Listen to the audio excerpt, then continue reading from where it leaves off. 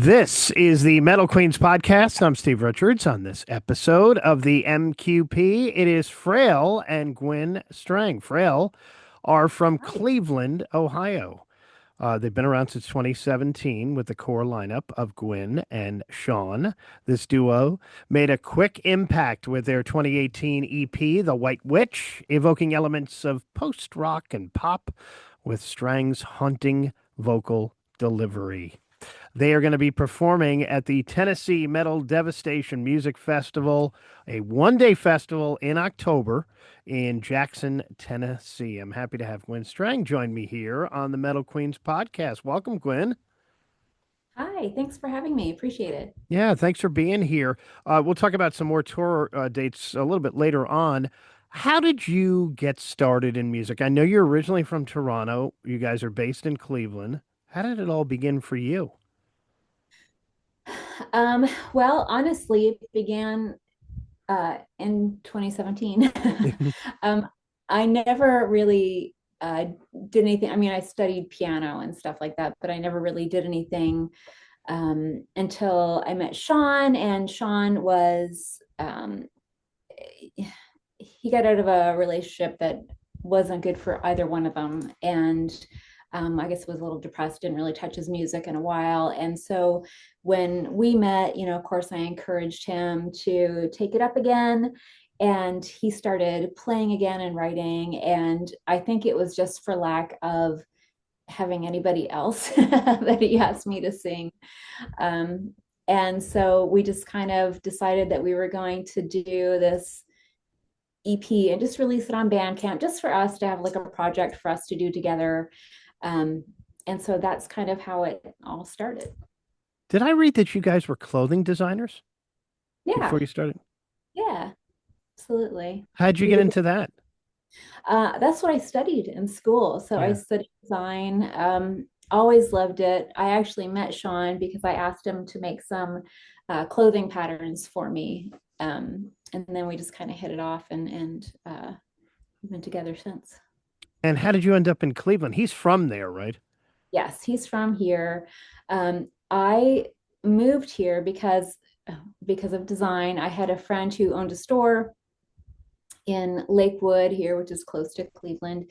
And I was going to move here and we were going to create this clothing line. He had an amazing distribution system. So I thought that would be great to tap into that. Um, but it just ended up not happening. But I kind of liked it here. I liked the people. I liked the opportunities. So I just decided to stay. Gwen, your music's been described as heavy, low, and witchy. How would you describe it for someone who's never heard you guys before? Gosh, that's a good question. I mean, I think that does a pretty good job, but we just kind of say it's like lullabies over chaos. So it's like this, you've got this really heavy, well thought out guitar tone driving everything. And then I just kind of come in with like this lilting, kind of creepy voice, I guess, over Yeah. top. Who are some of the inspirations for you and influences? I know it's pretty broad. Yeah. Um, Portishead, my they are definitely my soundtrack for melancholy. Anytime I take a dip in those waters, that's what's playing. Um, the Cranes, again, Chelsea Wolfe, Emma Ruth Rundle. Um, it really is quite varied. Patsy Cline, just for her phrasing, and it's just, but it really is all over. But Leonard Cohen actually recently, Mm. just because his lyrics are just like every time I hear Hallelujah, I cry. Oh, It's yeah.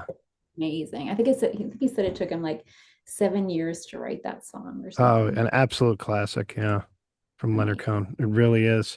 All right, let's talk about new music. I know fans are going to want to hear about that.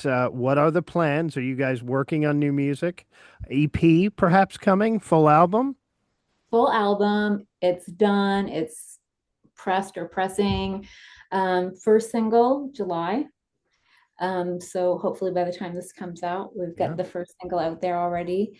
And then album released in October, which seems fitting. Uh, Yeah.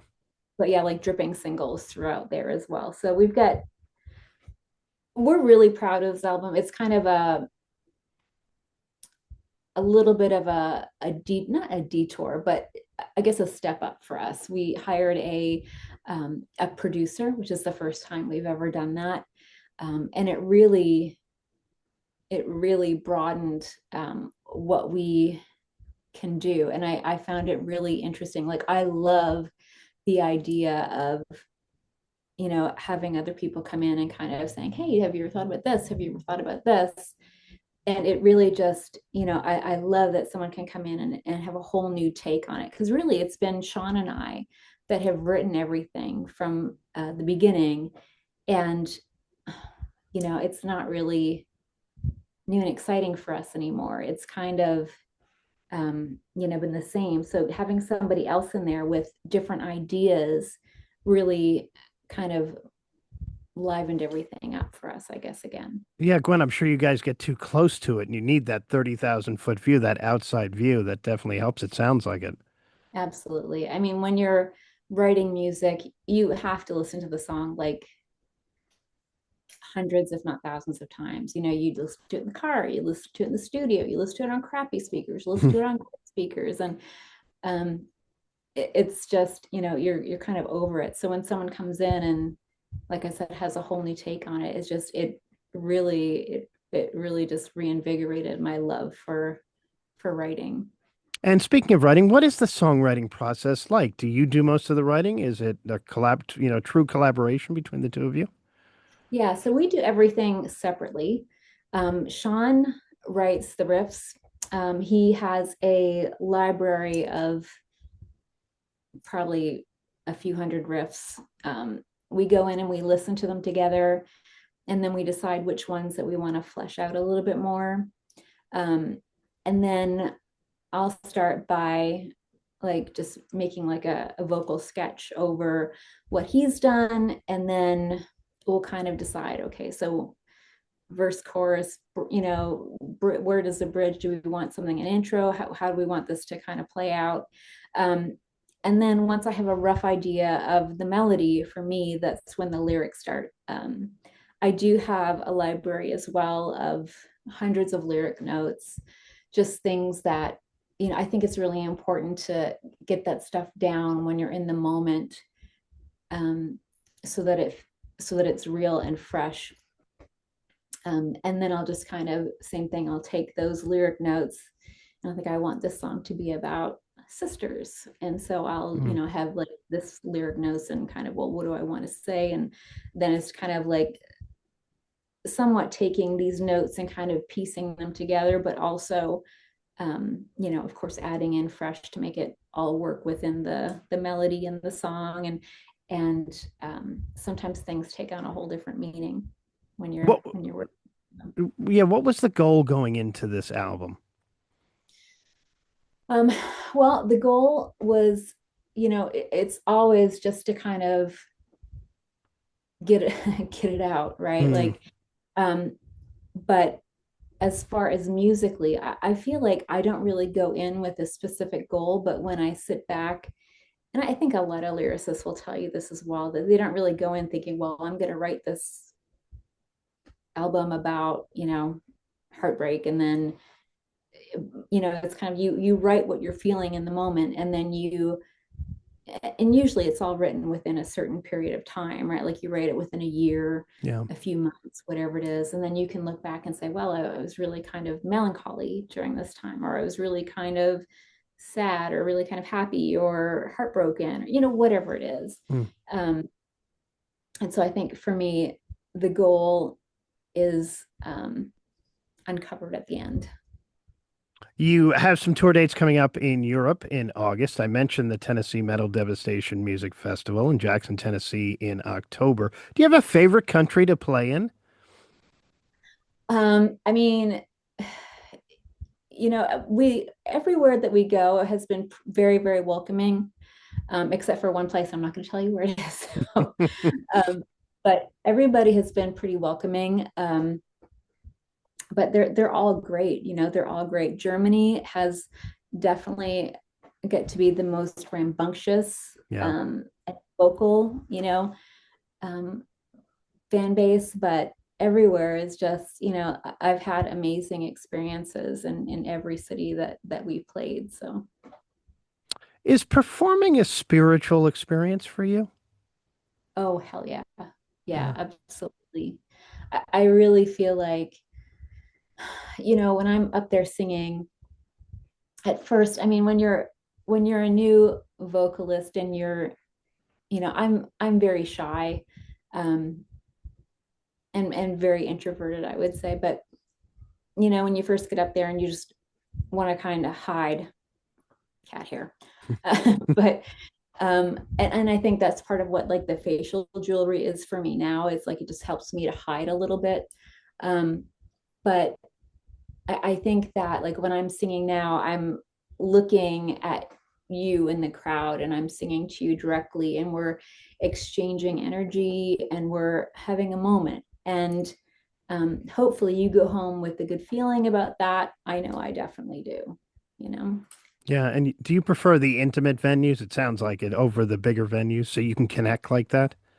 I mean, I feel like you can connect really anywhere. It's just you can't connect as broadly, right? But there's still people that you can see, that you can make eye contact with, and if they're singing my lyrics back to me, that just like makes me want to cry. So Mhm.